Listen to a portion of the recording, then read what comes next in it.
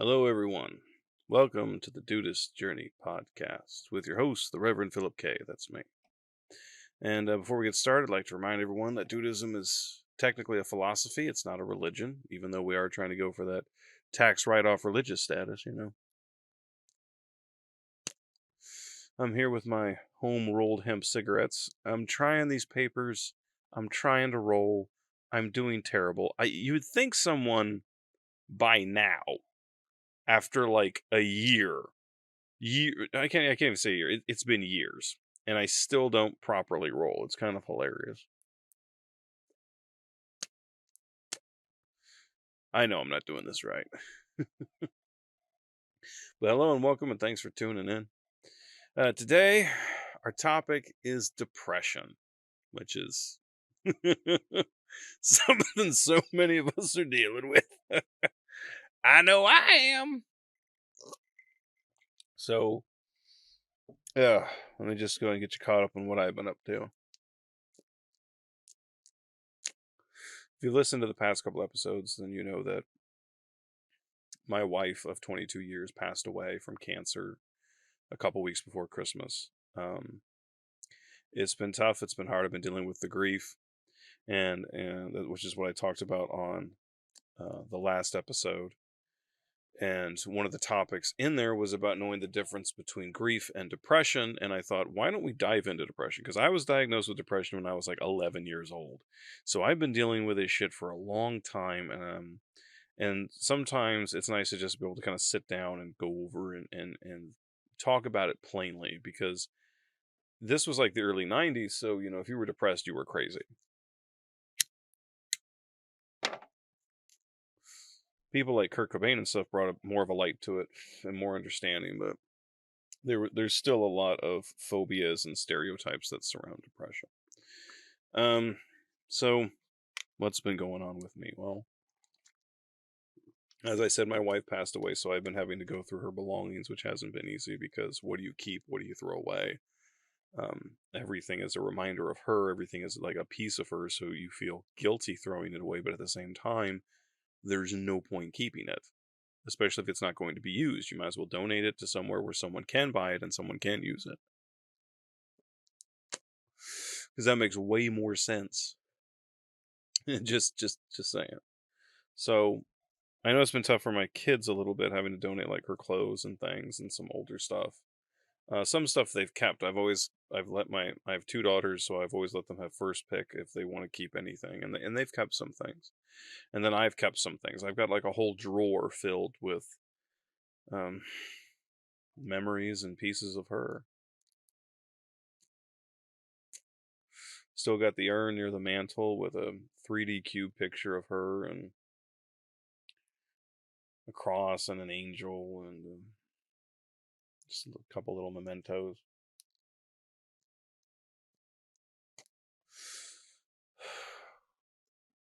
And now that I'm falling into this whole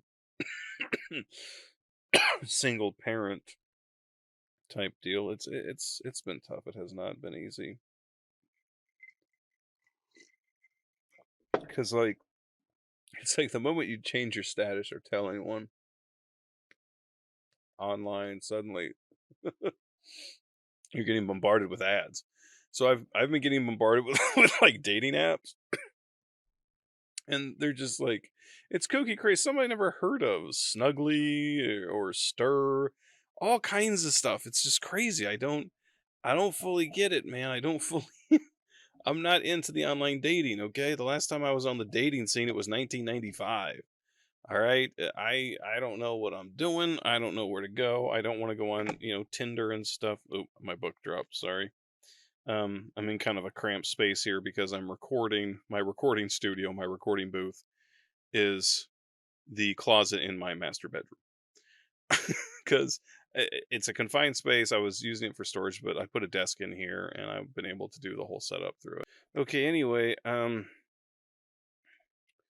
so as I've been looking at some of these dating sites, someone told me to go to FetLife. Now, you know, I don't really know what FetLife is, so I go in, and it's because like I'm kind of a gothic guy. I'm a metalhead, and I love horror movies and stuff.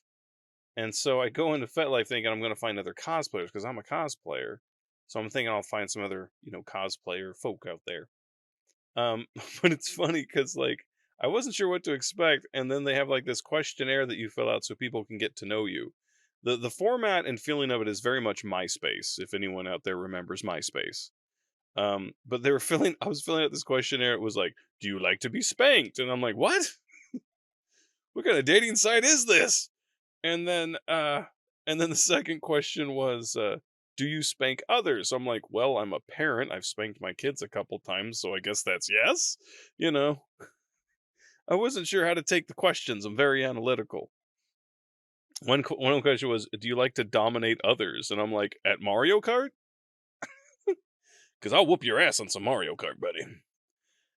So yeah. So anyway, I went in there and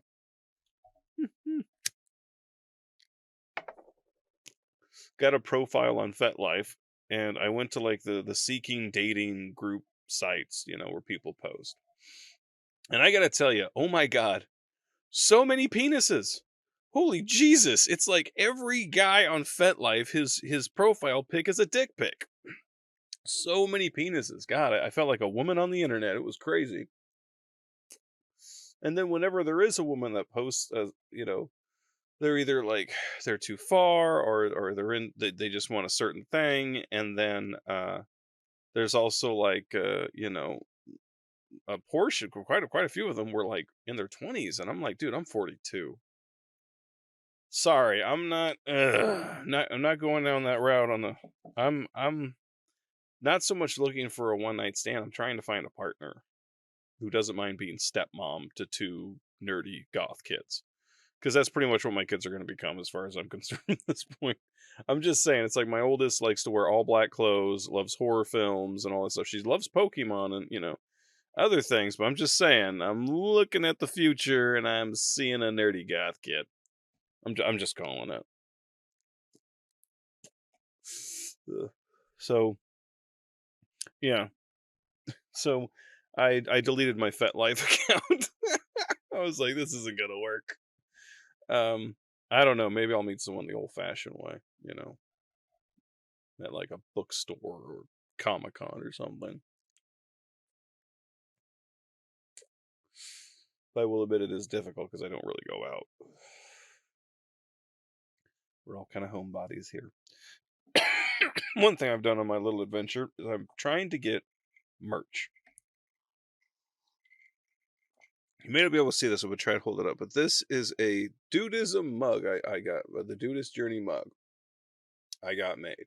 Unfortunately, I don't know if you can see it, but it's very faded. The colors are kind of off. It's not really great. If you see the video, you can see this mug. It's not great. I got it through Amazon. Not great. I'm going to try Redbubble, TeePublic, a couple other ones. I'm just going to try and find a place where I can put up, something. I got some stickers made. I think it's called Sticker Mule. And these ones actually turned out okay. I'm going to try to see if I can get this focused in the camera. But the stickers came out pretty good. They're like vinyl. They're pretty decent. I was all right with this. This is definitely something free I can pass out at like events or something, or wherever I go. I am going to be hitting up a couple of Comic-Cons. I'm going to be redoing my old cosplay, Hunter S. Thompson Zombie or Hunter S. Zombie. I'm going to take him to Texas Frightmare weekend in late May. Got my hotel booked. Got my passes. I'm going to get a Sam Raimi autograph and everything. So I'm getting it all together, man. I think it's going to be a lot of fun. And then I should have a table at the Dallas Fan Expo in June. And then I'm going to be doing the Houston Horror like Film Festival Con or something down in Houston in August. So I'm going to be busy during the summer a little bit and heading out and doing some things. Trying to get back out there, man. I've been trying to get a table at Texas Frightmare, but it is damn impossible. Lloyd Cryer, if anyone knows Lloyd, please tell him to give old Phillip K or Hunter S. Zombie a table, please. I don't care if it's in the corner near the bathroom, dude. I mean, come on. It's been 5 years. Jesus, come on. I got to get back in there. So anyway, I've been checking out some merch and trying to get ready for the festival. I'm trying to get my next issue of Stillborn the First Zombie, my comic book. I'm trying to get the next issue done.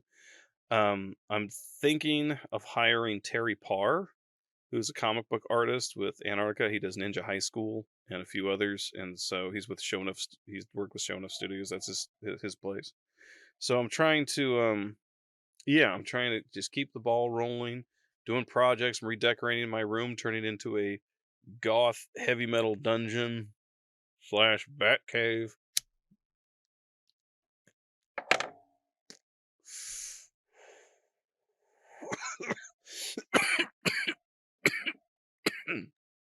Don't smoke, kids.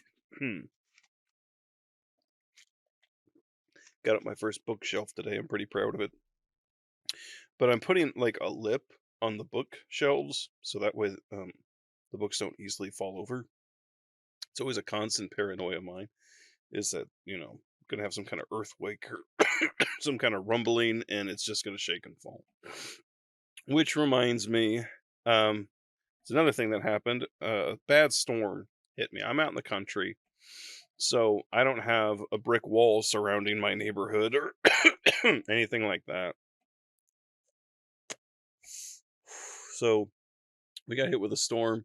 Some of the winds were up to like 80 miles. I think a tornado touched down, but oh my god, my whole back porch just got fucked. I had 2 tables gone, chairs gone, 2 grills gone. I had a trampoline with 5 bags of cement holding it down, gone. The kids' playset, which was staked down to the ground with 2-foot 2x4 long stakes, ripped out, torn to pieces. So got hit hard, and power went out for a little bit, but my satellite went out, so I didn't have Wi-Fi for about a week. And so um, I was using my hotspot on my phone for my kids and everybody, but not realizing that the phone companies have squeezed us on the data. So I'm supposed to have unlimited data, but what they do is that after I've used like 40 gigs or whatever, um, they slow it down to the point that it's like having AOL for those that remember AOL.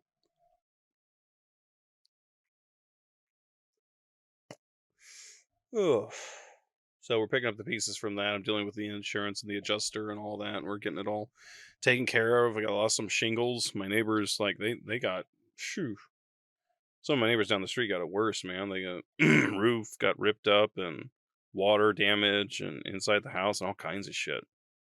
I lost some shingles. My roof's gonna need to be replaced, but I did not get it as bad as they did. They got a lot worse than I did. Poor, yeah, it sucks.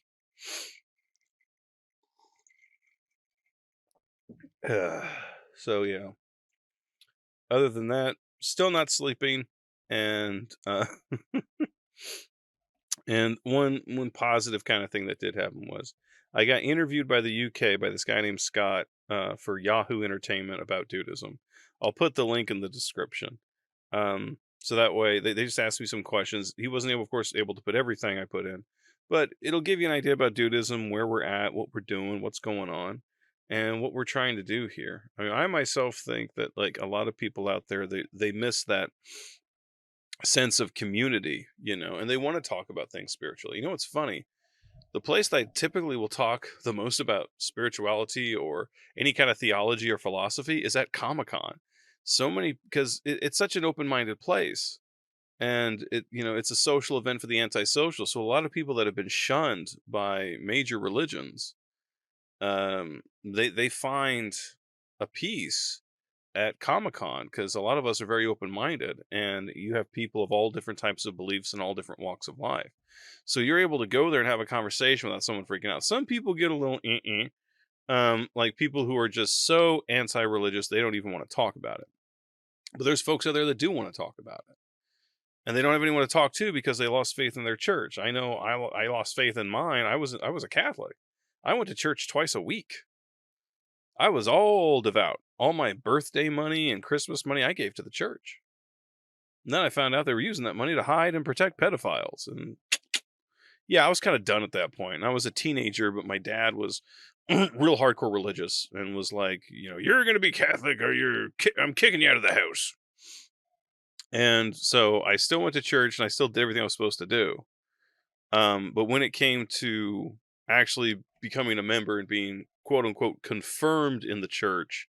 My older brother, was supposed to go before me, and he missed one class, and they wouldn't let him go through confirmation for missing one class. And my mom got pissed because we had given and done so much for the church.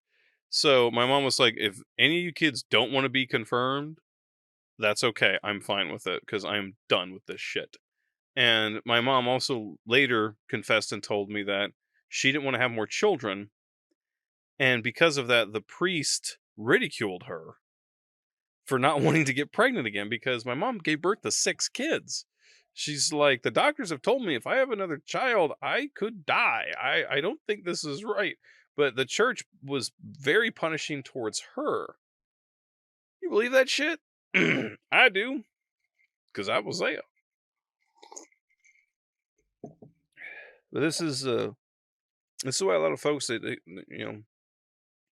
you can read the news reports about the number, less and less people going back to churches, temples, synagogues. And so what I'd like to do here on the Dudeist Journey is kind of let those people know you can come here. Listen to me squabble a little bit, and you might learn something. And you might even identify and agree with a few things. Because a lot of us, we just want to live in peace. That's all we want. Some people out there don't want to. Some people out there are got a death wish and want war and chaos and want to be dominant in some way because they're not dominant in their own lives. But the majority of us, we just want to live in peace, dude. We just want to take it easy and crack a beer or have a drink after work, have a toke, and just chill the fuck out and spend time with our family and remind ourselves why we're doing all this crazy shit. You know what I mean? Let's take some time to take it easy.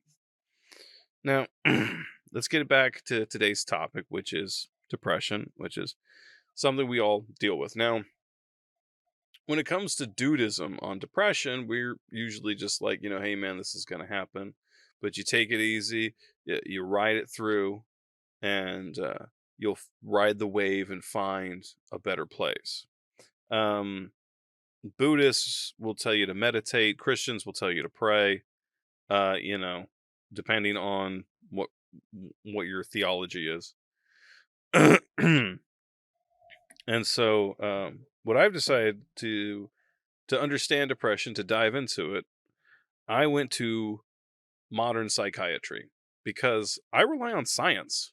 Okay, if I break my arm, I go to a doctor. I don't go to the local preacher and pray for the arm to be healed. No, I go to a doctor and he uses the latest in scientific advancements to help heal me. So naturally, if I'm going to talk about depression, well, the people in that field would be psychiatrists. So let's dive into that and see what they've got to say. Now, let me take a look at my notes here. Now, let's go ahead and define depression. Okay? Depression is a common and serious medical illness that negatively affects how you feel, think, and act. It causes sadness, loss of interest in activities, a variety of emotional and physical problems, including decreased ability to work or function. That about sums it up, doesn't it? Or it could be depression is feeling like shit and not wanting to do anything. Yeah, that's another way to sum it up. Now, what are some symptoms? Let's think about symptoms here for a second, okay? Feeling sad. Yeah, that'd probably be the first sign of depression. Feeling sad, yes. Not feeling quite up to it today, are we, sir? No.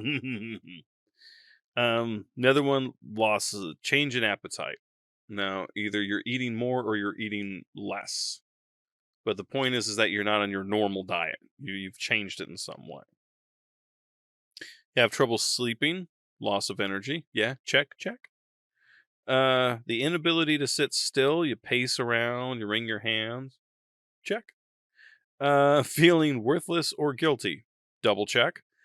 Difficulty concentrating, thinking, or making decisions. Yeah, triple check on that one.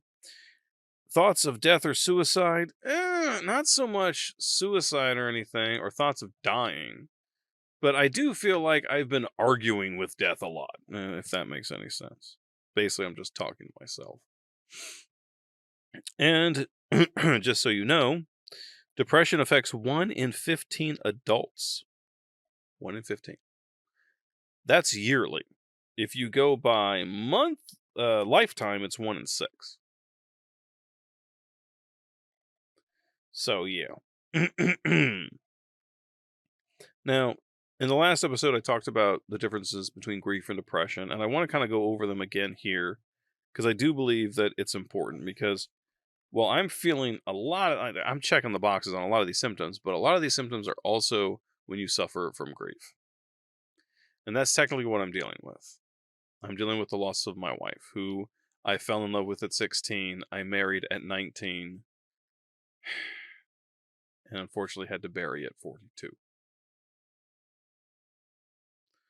So grief and depression, what's the difference? Well, grief, it's in waves. It's usually a response to an event, such as the death of a loved one. And and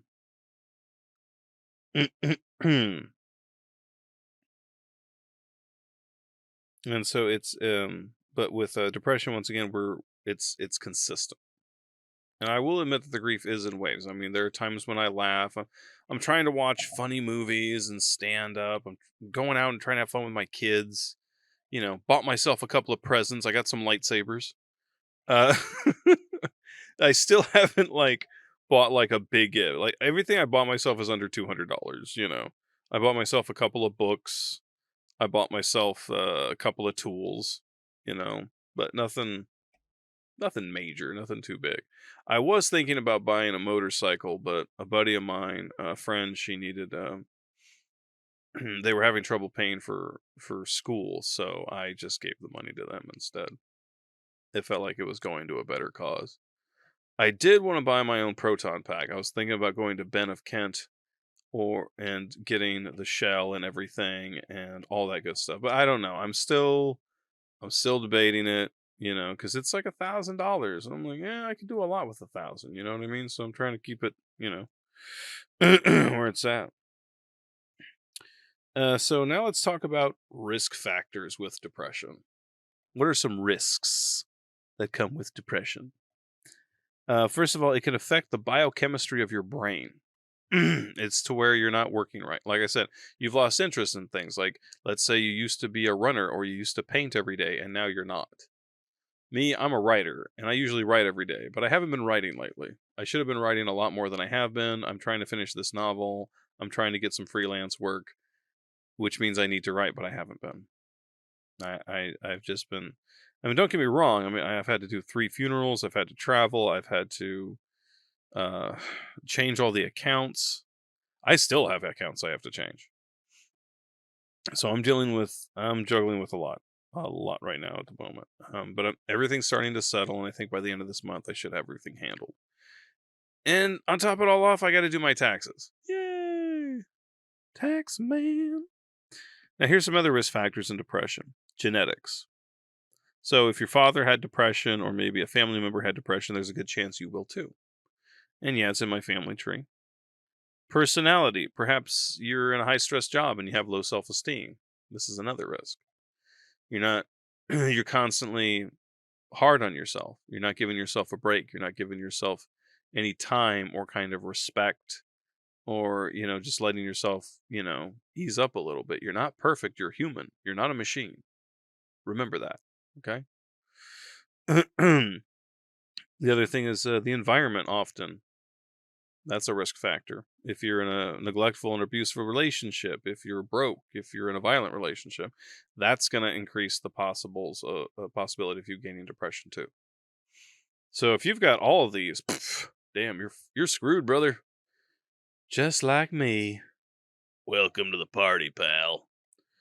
Now, what are kind of treatments that we can do? What are some treatments? Well, most people, they turn to drugs.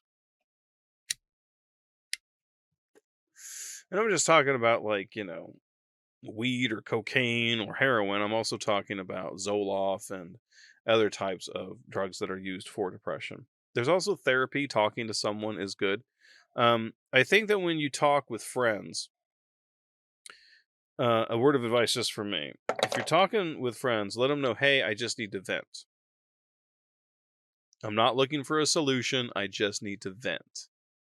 And I often will tell this to my friends because when you tell your friends what's going on, they immediately start coming up with solutions to fix your problem.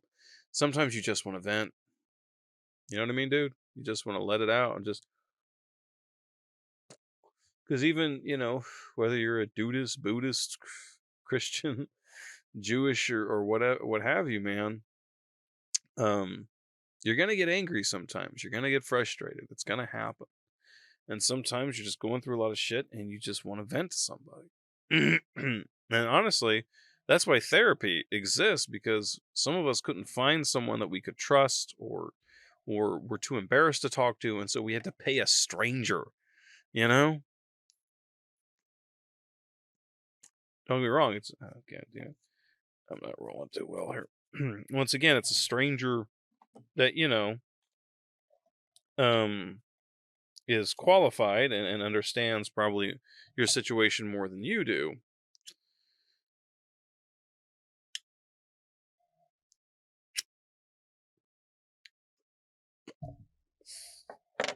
I'm sorry, but the hemp cigarettes I rolled too loose, so they keep going out. Because I'm not that smart, okay? But there are some things that you can use to help cope with depression that don't involve drugs or a doctor or a therapist. And one of them is sleep. Now, if you're depressed, you might be sleeping a little bit more anyway, but there's also a lot of times when you're not sleeping. I know I'm not sleeping at night. So you've got to find a way to sleep. It's very important that you find a way to rest and sleep. It is absolutely important. And not only that, you'll lose weight because when you're sleeping, you can't eat. Think about that. Another thing is exercise, and this is something I've gotten back into. I'm doing my DDP yoga. That's right, Diamond Dallas Page, man.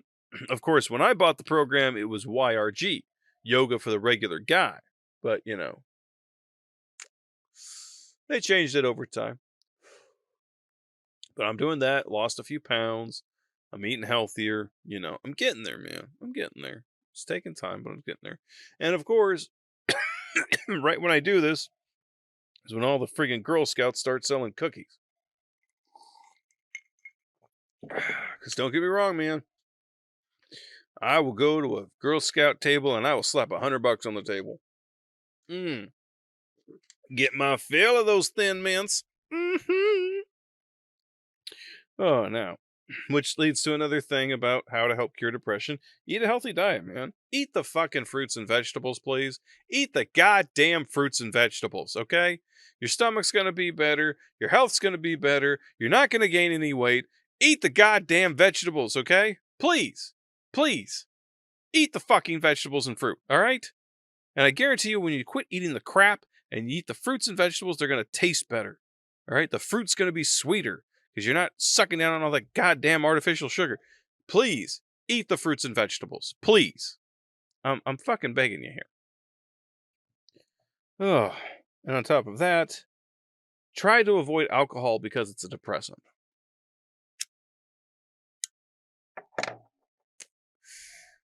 I'm breaking that rule.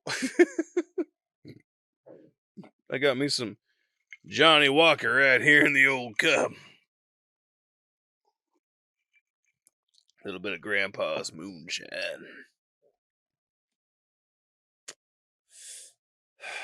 Well, that's mostly because I'm just not sleeping at night, so that helps me sleep. Because I know some people they use CBD or cannabis or stuff or whatever to sleep, but for me, I use it to function, so it doesn't do what you're thinking it's going to do for me. Now, once again, as we dive around in this fun world of depression, I'm a Dudeist, so I think from the angle and aspect of the dude.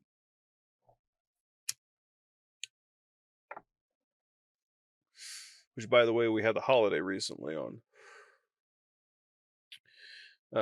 which was the release of the dude. It's been 25 years. Pretty sweet. All right, so in the words of the dude and Dudeism on depression, let me tell you a few things that might help. You're not perfect, and that's okay. You don't have to be perfect to function properly. Remember that, okay? All right? Self-help books tend to be, how do I put this? Kind of a scam in a way. And I should know, I've read some. But they rarely impose long-lasting change. If you want some long-lasting change, you got to make the commitment and do it. Whole self-help ain't going to help you that much. You can't purchase peace of mind, my friend. I'm sorry. And the main thing about depression that you have to remember, okay, and this is important, there is no great answer. Right? There's no cure. Okay? You got to ride the wave. And as you're riding that wave, you're going to have to force yourself to do the things you love. That's right. I said force yourself. If you used to be a runner, go fucking take that run tomorrow. Okay? If you're a writer or an artist or whatever, go fucking do that. Force yourself to do it, even though you don't want to. Fucking do it. You think I want to do this podcast right now? No. I am forcing myself to do this. Because I fully believe that this honestly is helping me. It helped me through my brother's death, and now it's helping me through my wife's death. And why I have to deal with so much death in the span of 2 fucking years is a little beyond me. And it really pisses me off too.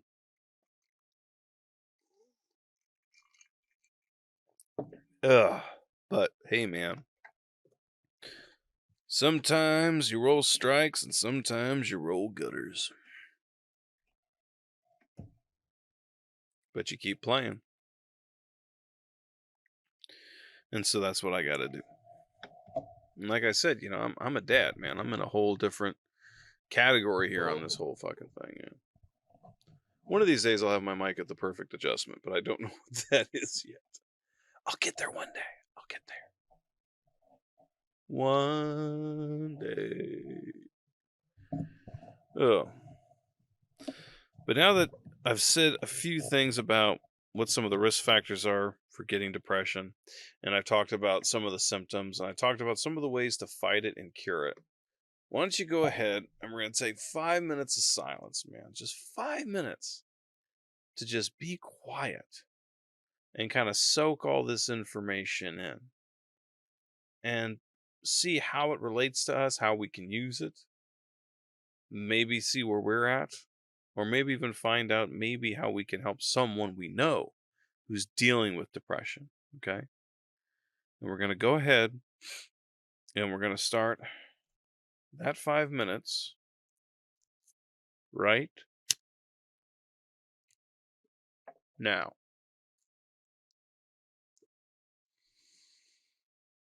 Feel free to meditate, pray, have a smoke or a drink. I'm having a smoke and a drink.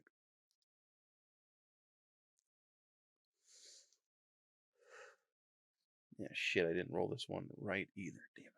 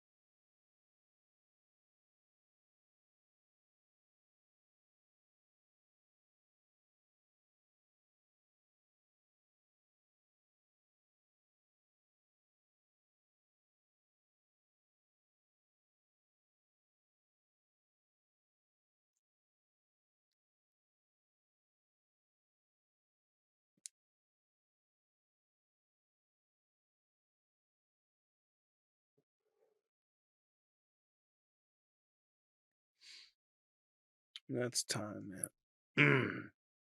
That is our 5 minutes. I hope it helped. I hope that maybe what I said might guide you in the right direction, or maybe make you realize that you're not alone.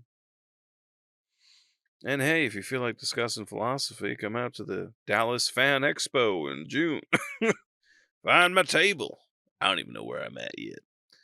And I'll talk with you all day long about philosophy. Or theology. Or what do you think of that DC versus Vampire series? Overall, everyone, thanks for tuning in, man. Thanks for listening. As I walk through this crazy game we call life, man. I'm riding the ride, and I'm doing all I can to keep a calm state of mind. So remember, everybody, you got to remember to take it easy. Because when you take it easy, the dude abides. Thanks a lot, man. See you next time.